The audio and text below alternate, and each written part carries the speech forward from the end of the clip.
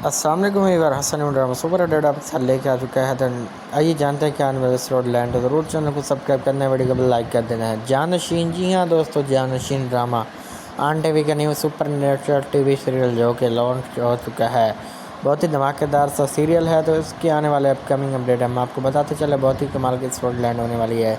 तो आइए जानते हैं वेल आने वाले एपिसोड में क्या धमाकेदार सा ट्विस्ट टर्न दिखाने वाला है। तो ज़रूर चैनल को सब्सक्राइब करना है, वीडियो को लाइक करना है। तो वही दिखाया जाता है, शम्सा कहती है, जो छोटे डॉक्टर होता है वो कहने लगती है कि आपको ख्याल करना चाहिए इस चीज़ का।